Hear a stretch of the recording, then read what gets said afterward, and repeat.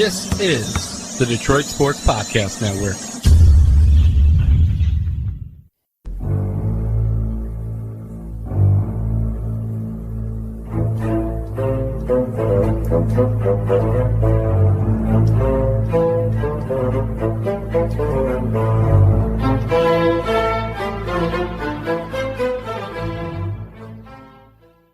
And welcome to the latest edition of Sundays with Dominic and Vito. I am your host, Vito Geronimo Churco, alongside a guest in just a little bit, but not my brother, once again, for a 21st, 22nd, 23rd straight week, something of that sort, but it's been a long, long time since Dominic has graced us with his presence on these very airwaves. But anyways, we always come to you courtesy of the Detroit Sports Podcast Network, perhaps better known and more affectionately known as the DSP Network, which can be found on Twitter at Detroit Podcast. And yours truly, this guy right here talking to you right now, can be found on Twitter at Vito Jerome. Give me a follow, and when you do, remember, it allows me to sleep just a little bit easier at night. But anyways, I digress with all that nonsense to get to one thing and then to my interview with my guest on this week's episode of the podcast, which will be Chris Solari of the Detroit Free Press. He is the Michigan State beat writer for the Freep, and he is an individual that is a very nice dude, a family man. He can do it all. He writes well. He converses well with you, man, as well when you have him on for a podcast segment. So I think you will enjoy that segment with him in just a little while, in which we get into the topic of Emoni Bates, the five-star recruit committing, at least verbally, to Michigan State. And will he play? Will he actually grace Michigan State one day with his presence? There's still a little bit of uncertainty with that, even though he did just verbally commit a week ago to MSU and to play for Tom Izzo, a Hall of Fame coach who has won a national title but still is seeking a second one, and a lot of people say that he wants to win that one before he bows out as MSU head man. You would think Emoni Bates, he just brings that much more pressure to Izzo to win if Emoni Bates ends up once again in East Lansing. So anyways, I'll get to all of that in my segment with Chris Solari. But to start off here, I want to just say this. It looks less and less likely by the day that sports will resume or kick off, as in the Major League Baseball season in this calendar year. And I fear it more and more by the day because of the coronavirus. It's not going to just wash away miraculously. In infection rates, it's still high. It is. So maybe the mortality rate, when you really look into the numbers, has gone down just a bit. But infection rate-wise, the infections are still sky high throughout the United States. No matter where you go in the US of A, you're going to see people being infected. And day by day, more and more positive cases end up coming out. Here in the fine state of Michigan, plus once again all over the Midwest, all over the East and West Coast, and down south and out west, it seems like tremendously, where you hear of these positive COVID-19 test results. So once again, this isn't just dying down all of a sudden. It's not going to go away anytime soon. It's going to linger the rest of the summer and into the fall and affect the college football season and the NFL season. So those seasons could be in jeopardy. Michigan's Governor Gretchen Whitmer has already come out and made the declaration that it might be wise to move the fall sports to the spring and vice versa, to move the spring sports to the fall. And it's because of her ensuring that we keep health and safety as the number one priority as we truck along throughout the course of this summer and get ready for the fall and the fall sports seasons, which does not just entail football, but a variety of other sports at the MHSAA level, but also with high school sports nationwide and sports on the collegiate level and on the professional level as well.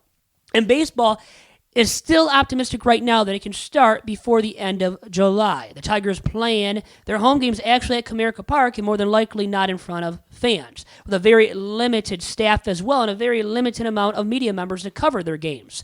So they're going to try and play 60 games and get that all going once again by July 25th.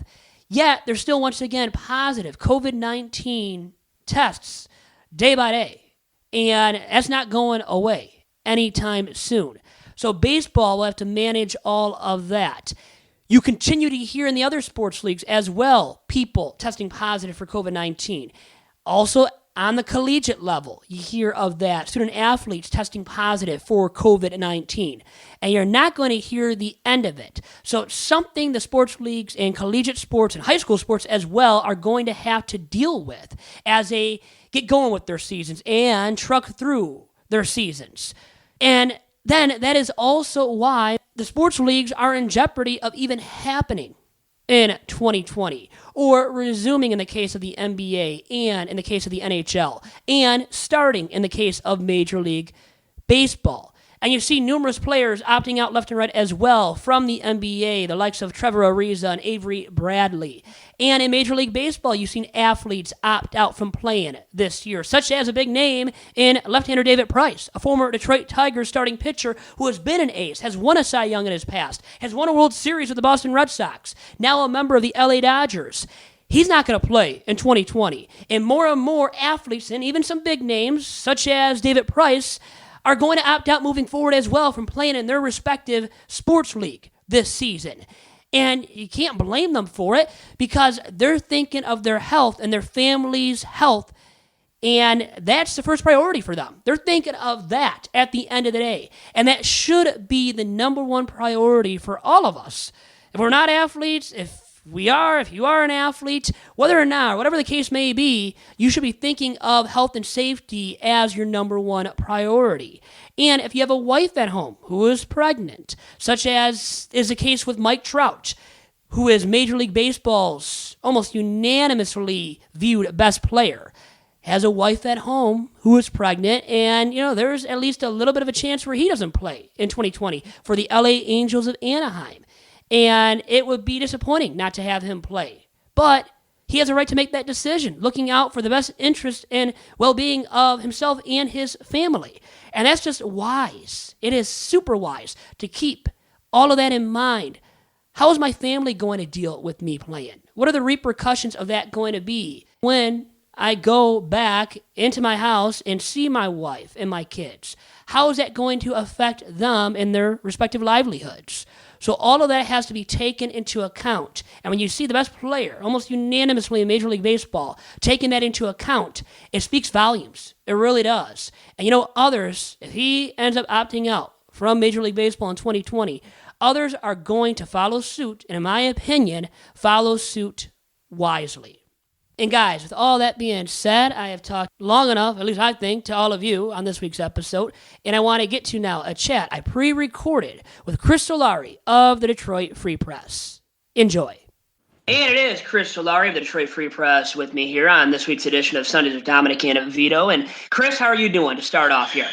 Doing great, Vito. It's been an interesting couple months here since the last time I covered a sporting event. But everything is moving along, and we'll see, I guess, in the next few weeks where things head this fall. Well, and for you on the Michigan State beat, exciting news recently with Emoni Bates, a 5-star recruit committing to Michigan State. Let's get right to it, too. Your thoughts on the surface regarding that big-time commitment made by Emoni Bates? Well, it was kind of surprising how it all went down. You would have expected a little more pomp and circumstance, and but that's also kind of where we're at right now. No one could have really been in that position to kind of interview Bates or have a press conference traditionally like you see with guys. And I don't think there was a need for a lot of hats. If Emoni Bates was going to go to college, a lot of people figured it was going to be Michigan State. It was just the timing of it that just randomly on a Monday at about 1:30 in the afternoon, 1:45, he's on ESPN, and a lot of big news with that. The seismic shift in the high school landscape is one thing, I think, that, from a local standpoint is a massive story. But obviously Bates being that kind of generational talent and picking Michigan State maybe this far in advance, maybe it's only a year away. If he reclassifies, but certainly it was exciting news for Tom Izzo and his program, and caught a lot of reporters off guard and had them moving quickly, stuff that we haven't had to do in a while. So what's the story on Tom Izzo now, and how long has he recruited him? Because I think I've heard since 7th grade for Bates. Is that true? And can you talk about that a little bit and how much that meant to Emoni as well? Yeah, I think that he's known about him at least since that long, and he's been aware of it. I don't think you can recruit a kid until he's on his way into that 9th grade year, specifically, but with team camps and everything else that you've seen, and the ability to go see other games in the AAU circuit, I think that's partly where it's come from. But I do think that the persistence that Izzo had, because not a lot of coaches were in on Bates, simply because everyone expected the NBA rules to be changed by now and him to be preparing next year or the year after to be heading to the NBA draft and potentially being in a number one overall pick. But I believe that Tom Izzo was the only person who called him at midnight on June 15th, when the first day that coaches could talk to sophomores. That paid off. I mean, that legwork paid off. And what's interesting to me is how much it may pay off. I mean, if Bates never plays a second, the payoff is still going to be big, because he'll have guys who want to build around him in case he does. If he plays 1 year, that's a critical thing to have that kid, a number one overall player in the country and really head and shoulders above his peers. And if the unexpected thing is, if these NBA rules don't change for with the CBA and everything, and it gets pushed back to when they do go through the next bargaining agreement, that won't be until 2024, 25 or somewhere in there. You could see Emoni Bates at Michigan State for 2 years. And you think about that for a second, this could be the greatest low impact recruiting payoff in the history of college basketball if he sticks for 2 years. But, that's getting way ahead of everybody. And there's a lot of things that can happen between now and even next summer. So, but just simply from an aesthetic standpoint, other recruits are going to want to join this guy. And I think that's a big get for Tom Izzo. And because Duke and Kansas, these, blue blood programs, right, didn't get the chance to get him to commit to their respective programs. I would think, Chris, that is monumental and hugely impactful as well at the same time.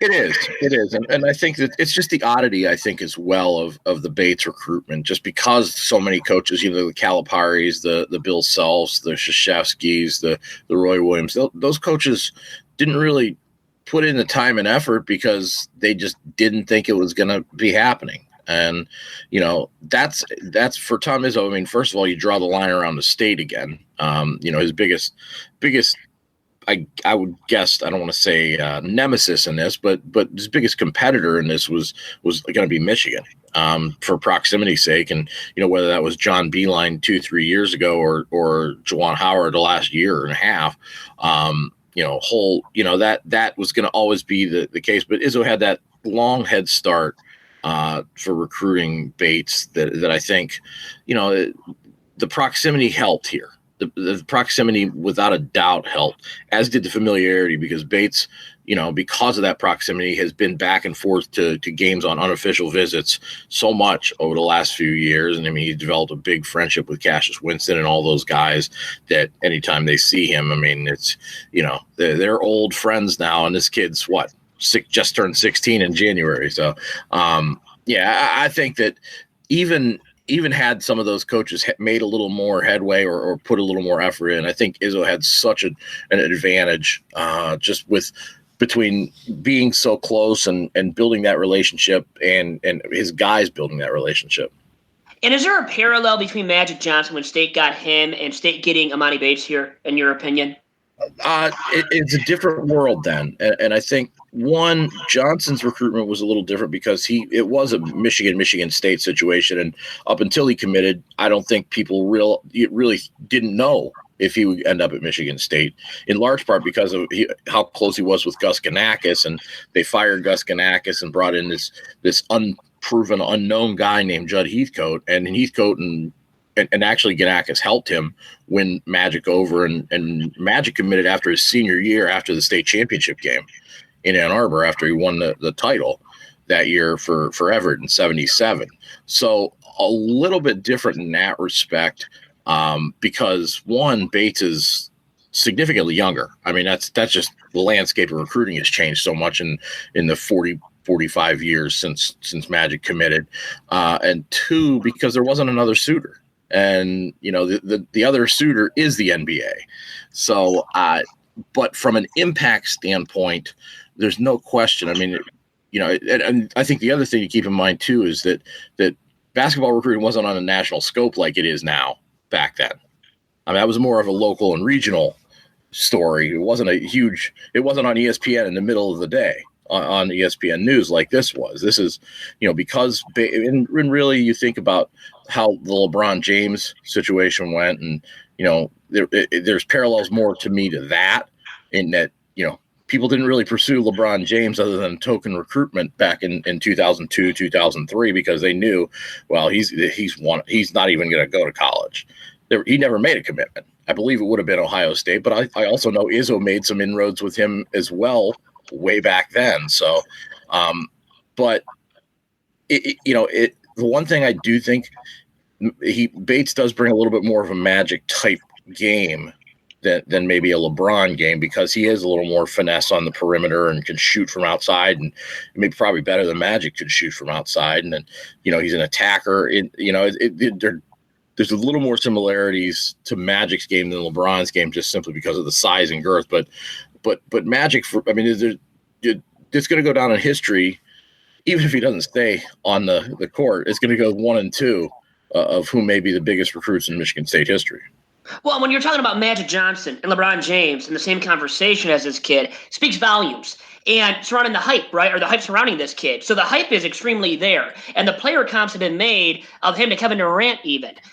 Do you believe in all the hype? And have you gotten the chance, Chris, yourself to see this kid up close and personal in a game? I haven't seen him personally yet. And that's that was on the agenda this spring, but obviously circumstances changed some of that. But I in watching a lot of his game tape over the years and kind of seeing how he's operated in the AAU circuit, I think there's probably some Durant to him. I don't think he's got the inside polish that Durant does. And, maybe someday when he gets a little more size and girth, he will. But to me, he blends a little bit of that Magic, because I've seen him move with the ball, and he's got some good handles to cross guys over and step back and hit threes. He's not afraid to attack the rim. He's not afraid to drive the lane. He's got shot blocking abilities. So, the comps there. I there's a blend of comps to me, though. And I think that's when you start thinking about guys like that, where you can't really just say he's the next Kevin Durant, or he's the next LeBron, or he's the next Michael Jordan or Magic Johnson. When you see bits and pieces of a lot of those kind of guys' games, you realize you have a special kind of player who at some point could be the one that everybody else is compared to later on. He's a special talent, no doubt about it, who's joining a prep school with his dad. Your thoughts on that as well? He's been at Ypsilanti Lincoln, now going to go to Ypsi Prep now, this prep school with all these other, local basketball stars. What do you think about that happening for Emoni? Yeah, local and national. I think that's one thing that's going to be interesting to keep an eye on for a lot of different reasons. I think that, that Ypsilanti Prep Academy that his father's starting, that's actually what I had heard initially was going to be the big news on Monday. That he was going to go to prep school, and that he made the college commit was kind of the surprise news. But I had heard whispers of this prep academy coming, and I think partly because he's proven everything he can prove at the high school level at this point. And it's sad, but that's why he's doing it is also the reason why the high schools are going to suffer so much, is because the competition's not there. And now he's plucking away a number of top players, including Jaden Akins, a couple kids from other areas that, that's a star level talent at the high school level that's going to be going and challenging national programs. So, it's going to bring a lot more attention to schools in Michigan and kids in Michigan, because one, they'll be able to play on national television. They'll be able to go to high-level tournaments if and when those things happen this fall.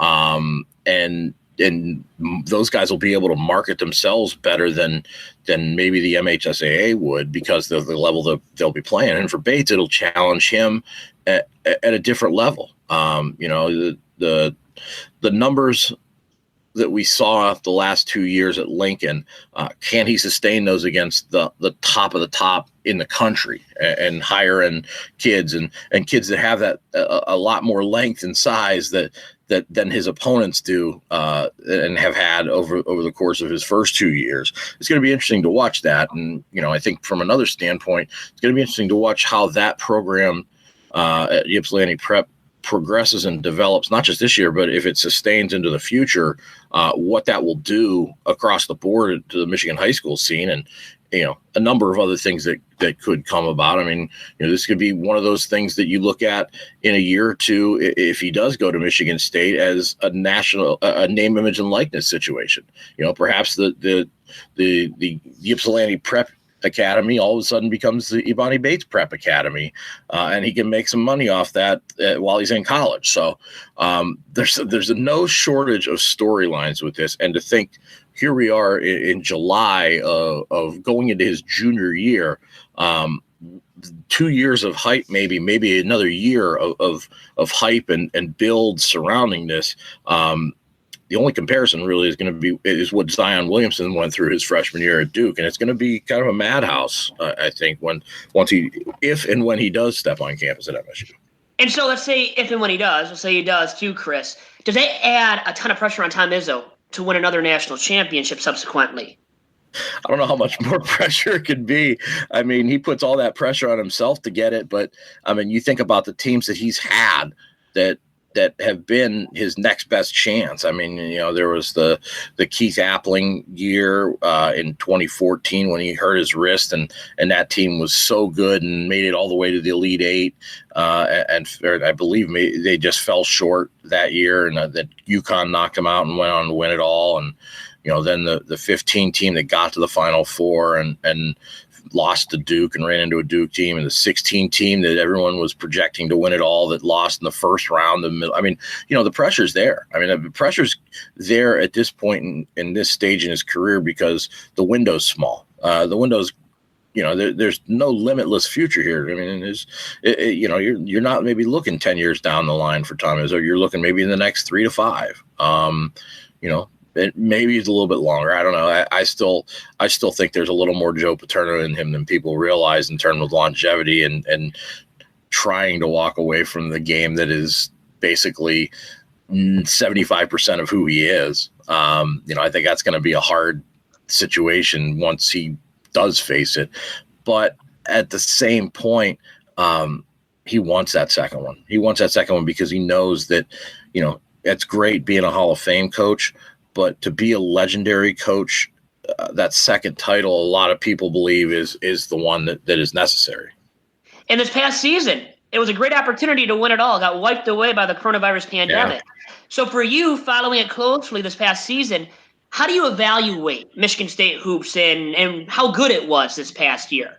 Well, really, I mean, go back to the previous year. I mean, with all the ups and downs, I mean, Tom Izzo is doing his best coaching, I think, in the last 2 years, because the injuries that they've dealt with and the on-the-fly adjustments he's had to make to how they play and to keep, especially when you're down to basically Cassius Winston and bad knees at some point 2 years ago, keeping him fresh off the ball and not having him have to play 40 minutes, but then still keeping him fresh and keeping him on the court for as much as possible, and opening up lanes for him to drive and getting that ball movement that you've seen.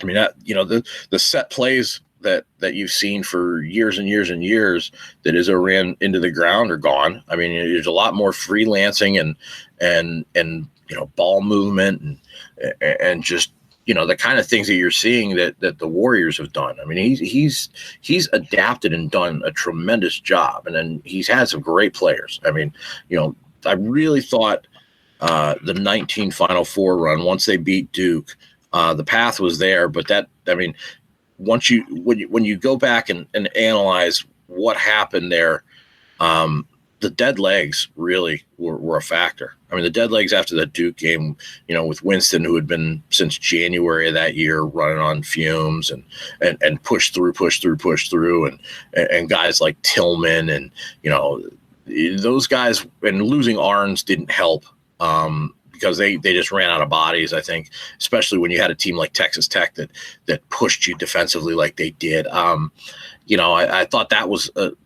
next best chance to win it all for them. And then this year, the way they were starting to turn that corner in February, I thought, and then it culminates with that tremendous game against Ohio State and Winston kissing the floor. And then it's just, then you hit the stop button. And I mean, it's going to be one of the greatest what ifs, I think, not just for college basketball, but also for Izzo individually and personally, because, you can say, what if Keith Appling didn't get hurt in 2014, or what if there was Kyle Arns didn't get hurt in 2019 and he was healthy and they had one more body to rest Matt McQuaid so he didn't cramp up. I mean, that's, there's all those what ifs, but this is going to be the greatest what if because of everything that Winston went through, and to finally have him looking like the Cassius Winston of a year earlier, and then just having it pulled out from an underneath everybody. It was, that's going to be a tough one. That's going to be a tough one.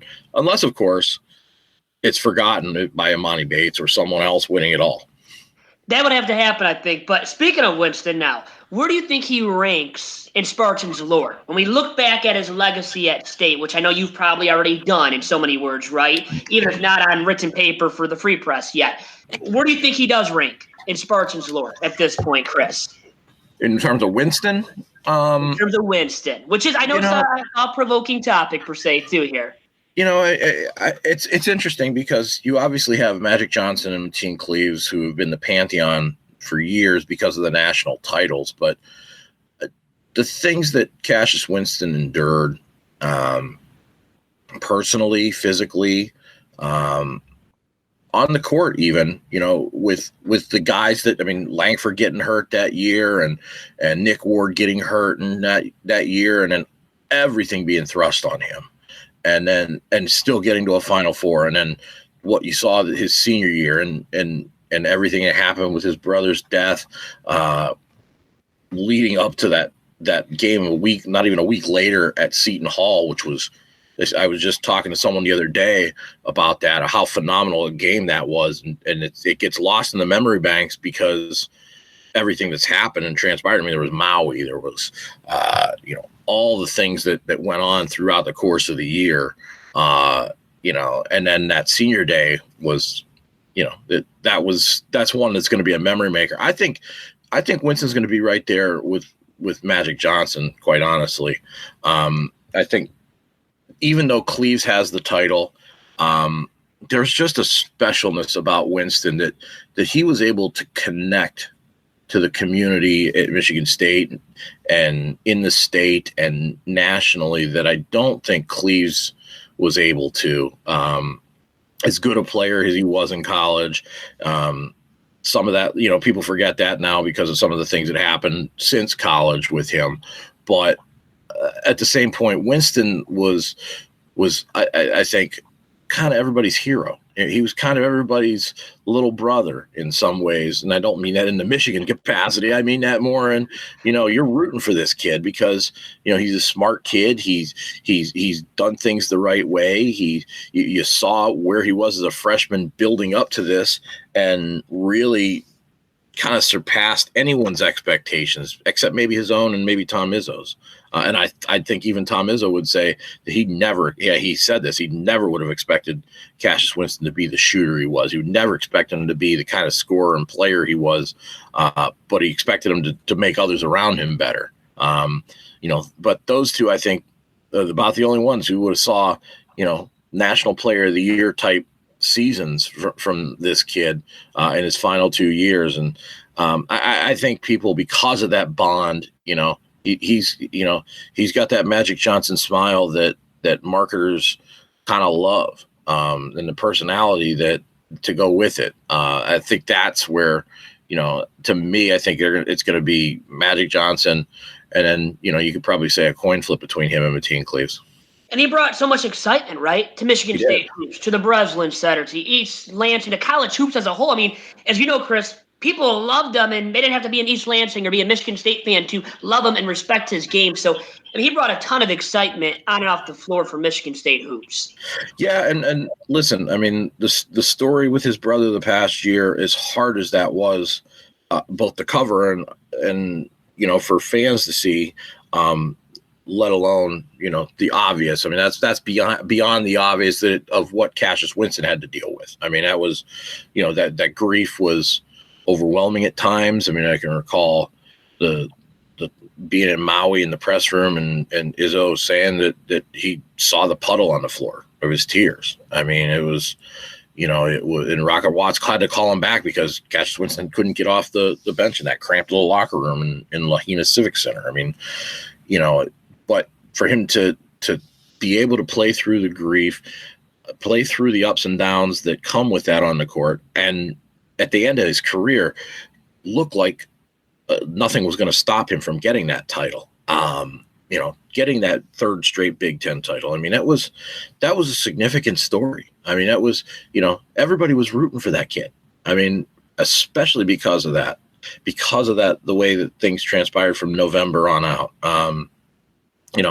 That I think is what's going to, for a lot of people, I think that's where the connection was. I think, the connection grew, the bond, the connection I think had been there, but the bond that people had for him and the love that they had for him and the care and the desire to see him achieve great things. I think that's where it came from, seeing him suffer and work through the grief and almost a public eye. So much success because of Winston, on the hardwood. But when you transition to the gridiron now at Michigan State, recently not a ton of that in East Lansing. Now a new head coach in Mel Tucker, bringing some excitement to the Michigan State football program, it seems like. Your thoughts on the surface regarding the hire of Mel Tucker and what he can do for that Michigan State football program, you think, moving forward as well? Well, you talk about the stops button and everything getting put on pause. I mean, it was 4 days before Mel Tucker was supposed to begin spring practice that everything got shut down. I mean, I do think that, the program had been stagnant. Really the 2016 downturn, even with the bounce back year in 2017, it was a program that was treading water and kind of spinning tires in mud in some ways. The offense had kind of vanished and they couldn't figure out things. And everybody was just kind of blasé and not even thinking about football when D'Antonio quickly hit that send button on his tweet to retire on February 4th. And I mean, I don't know. There are many things where I've seen a complete jolt like that because first, the whirlwind coaching search in such a short time in the middle of a basketball season in February after the coaches' conventions were all done and everything, and the urgency that it took on and the Luke Fickell drama that came with it.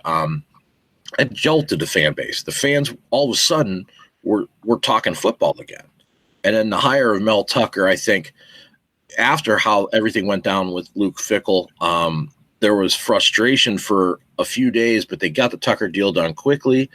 I think that fans were still a little leery until they actually started to hear Tucker and started to hear him talk and started to see that Colorado was, and the fan base out in Boulder was livid that they were losing this guy. I think that really sparked the interest. And Tucker himself, to me, has a little more Tom Izzo in him in terms of dealing with the public, dealing with the media than Mark D'Antonio, who really didn't make that connection over 13 years, despite how good his program had been in that midpoint. So there was a lot of energy. There's a lot of, I guess, hopefulness for the first time in a while in Michigan State's program. And then you have it just completely grind to a halt in March and now in limbo. So, I think that the excitement is there to finally see it whenever it might be. But, this was supposed to be a big off season for Tucker. And, I don't want to say that it's a disappointing time because I think it's limbo. I think the disappointment is in that momentum didn't really get to continue, if anything, beyond that. And you feel the energy even via Twitter. His Twitter game, man, I mean, is stellar. It's off the charts. I mean, how about that even? It might seem minuscule to a lot of people out there listening to this right now between you and I talking about it, but for the youth, right, those younger than me and you that are looking at Michigan State as a potential, place for them to play collegiate football, I think that means something too, and at least a little bit, Chris. Yeah, Twitter, Instagram, you name it. I mean, he's on multi-platforms, and I think that's you can tell that he's a coach in his 40s.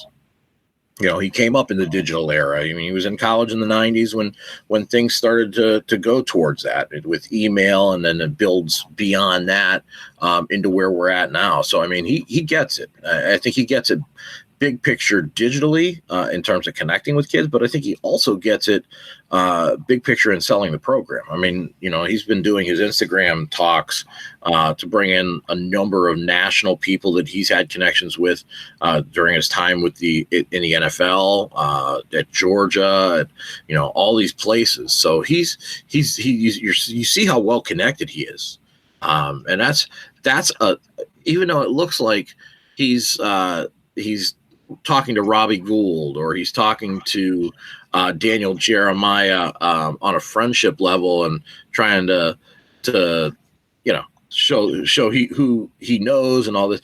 That's big to kids because, hey, he's got these NFL connections and he's showing them.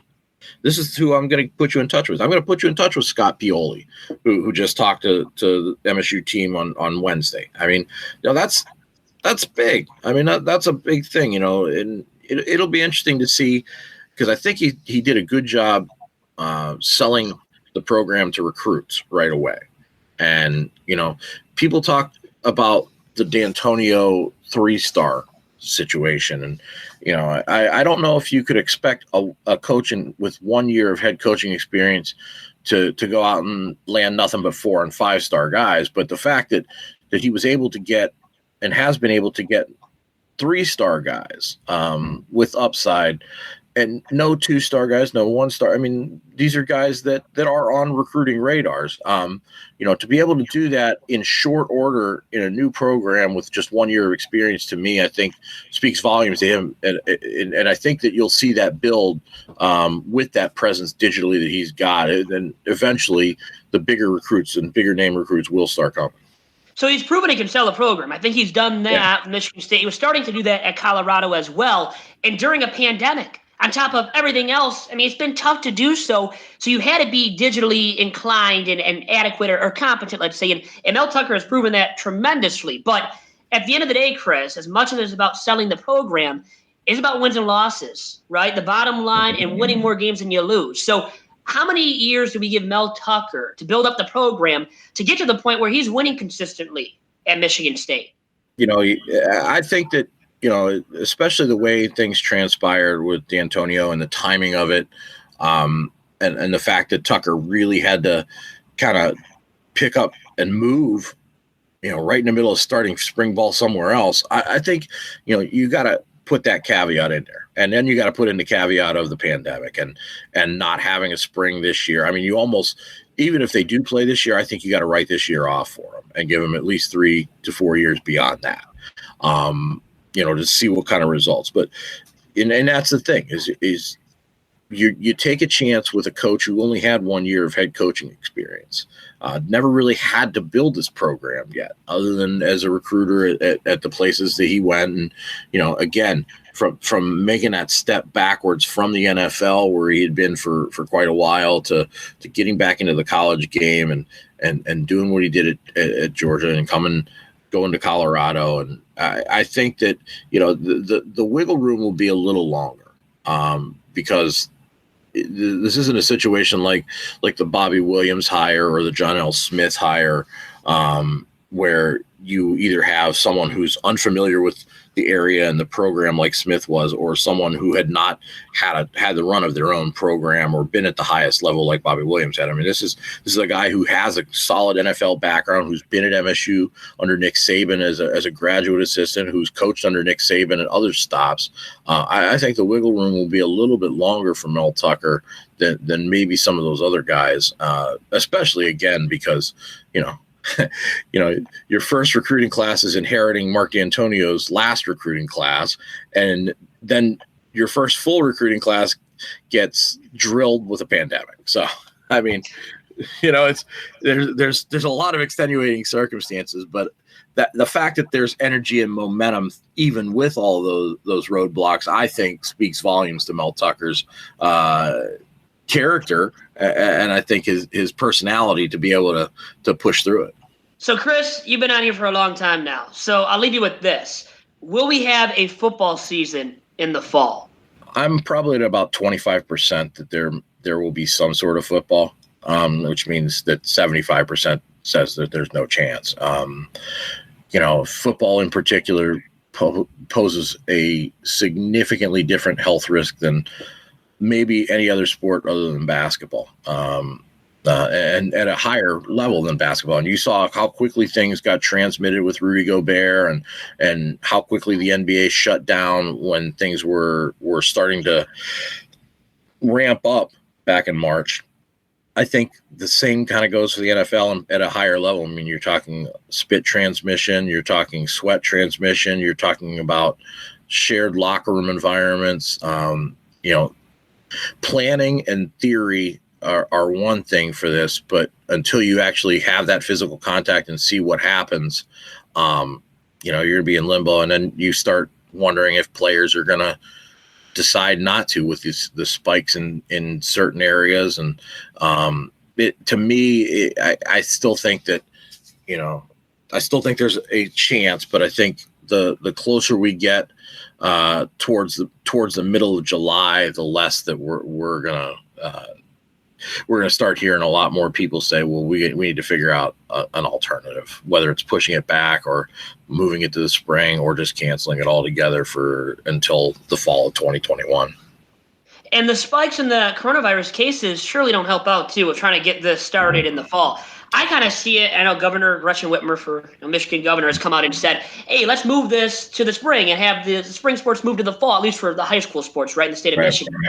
I kind of see it more and more, Chris. If you want to play football, you got to move it to the spring, man, where it's going to be safer. Because like you said, you're spitting on each other. You're grabbing each other. You're in piles, right, with each other on top of one another.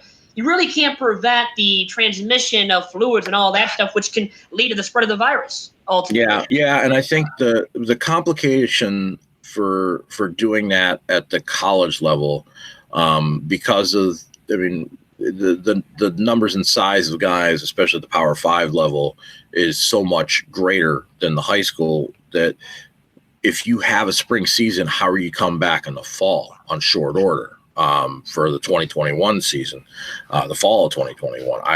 That to me would be a difficult thing to do because the rest time and rest and recovery time is huge in football. That's time when guys will have off-season surgery. There might not be a time for off-season surgery. You literally could finish in April and be back in camp for the summer in June or July. I mean, that would be basically a month off, 2 months off.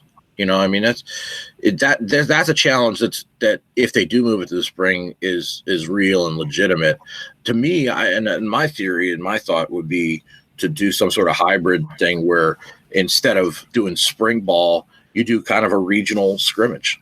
Do regional scrimmages, instead of doing a full season, just bag the season, put these games on TV. Everyone's talked about experimenting in the spring anyways with scrimmages, like different schools, maybe MAC schools can come to Michigan State, or, you can play a number of guys. You can use altered rules. I think now is the time to experiment with things like that. If the season does get washed, and that way you don't hurt guys. You allow you help younger players get better by maybe you play shorter condensed quarters or play like almost a freshman game in some ways for a quarter or two. Maybe you can, you get older guys the chance to maximize and market themselves if they're going to the NFL. But also you can protect them from getting hurt by limiting the numbers. I mean, I think and that's obviously just my thought. There's a lot of plans that could be put into place, but I don't think you can necessarily, to me, do a traditional season in the spring and then come back that fall and do a traditional season in the fall. I think you got to get a little creative with how things might be worked. Yeah, I mean, ultimately, right? Be creative. Yeah. I agree. Yeah. And be innovative and smart like you, Chris Solari. A smart man like yourself. You got to be smart like Chris Solari here if we're going to have football in the fall or anytime soon, I think. And for all sports as well, Chris. And with that, man, terrific stuff from you as usual. And have a great day and great Independence Day weekend as well. Yeah, you too, Vito. Have a great long weekend. And hopefully we get through all this and can see some sports as soon as possible. And that was Chris Solari from the Detroit Free Press. He is the Michigan State beat writer at the Freep, a newspaper that I am very fond of for my days working there. So a little bit of bias, but also because of their sports editor, Chris Thomas, and their terrific staff that includes the likes of Marlo Alter, Kirkland Crawford, Ryan Ford, and I can go on and on with these guys who are reputable dudes, not only in their professions, but also as human beings outside of the office space or of their homes where they are working now and doing so very terrifically. And once again, Solari, a terrific beat writer and a terrific dude as well, and perhaps even more of a terrific dude who has always been able and willing to accommodate my interview requests. So it was terrific having him back on, and for the very first time on Sundays with Dominic and Vito. Hope you learned a little bit from his insight on Michigan State hoops and football. And with all of that being said, guys, that has been this week's edition of Sundays with Dominic and Vito. Yet again, without mi hermano, Dominic Joseph Chirico, but with yours truly. And it always will be that way, week to week on Sundays with Dominic and Vito. You'll be joined by me, Vito Geronimo Chirico. Guys, take care, and I'll talk to you again next week. Adios.